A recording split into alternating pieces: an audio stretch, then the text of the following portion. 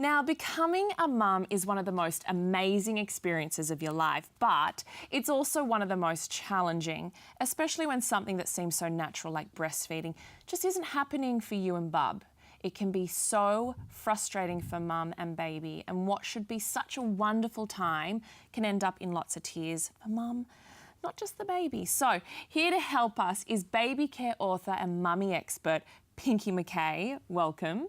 Thank you, Zoe. This is a big one. Breastfeeding can be so difficult for so many women. Well, it's a learning experience. You know, it's like driving a car or riding a bike.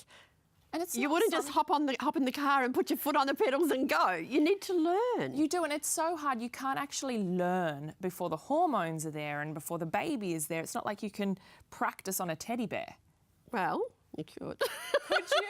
Well, you can practice holding. You can't really practice you but you can't certainly practice can prepare for breastfeeding. How can we before do you that? have your baby? Well, I think reading, talking to someone, you know, maybe have a visit with a lactation consultant, join the Australian Breastfeeding Association, go along to one of their antenatal classes around breastfeeding, just so you understand the process. Because there's something about preparing, right, for something you don't know that's going to feel a certain way, and having this beautiful image of you nursing your baby, and then milk just doesn't come in for some women. It just doesn't. Or it can be slow. Or it can be slow. Yeah. Is there a way that we can encourage? One of the little things you can do while you're pregnant, and particularly if you've got some medical conditions that might make breastfeeding come in a little bit slower, perhaps if you've got diabetes, your baby's often you know, got problems with low blood sugars. So someone will offer the baby formula. So then, and it's medically necessary that that baby has something to eat. So then the mother's breasts don't get the signal to make the milk because the baby's not forming. So one of the things you can do is, my little boob here, hand express a little bit of colostrum. I won't demonstrate that. The hand expressing is... Just hand expressing. It can be a little bit painful too, so to prepare yourself for that. It's like breaking in a new pair of shoes, perhaps. It shouldn't really hurt. Express that little bit of colostrum, pop it in tiny little 2 and 5 ml syringes and pop them in a Ziploc bag in your freezer, you know, from about 36 weeks. Just check with your health carers. Okay. But from about then, pop them in the freezer, and then if someone's saying to you, you know, your baby's blood sugars are low or your milk's a bit slow coming in, you can say, look, I've got this.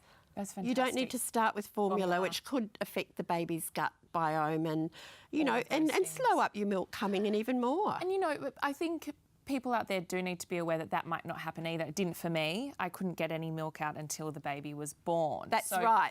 Not having colostrum beforehand isn't an indicator that your breastfeeding's not going to work. Exactly. Yes. Now, let's talk about post-birth, your feeding.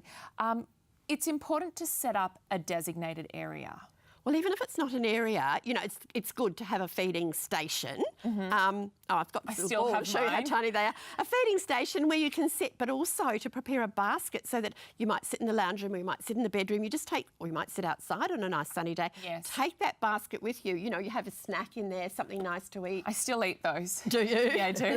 Not that I need them for the milk, but I still like to eat them. Well, you need to nourish yourself as you feed that baby. Keep your fluids up. So have your water in there. You might put a remote control, your breast pads, a baby nappy even. Have a basket of stuff that you can take around with you. And always go to the toilet first, because you'll be stuck on the couch going, yeah, exactly. Hurry up, kid. Thank you so much, Pinky. It is always such a delight.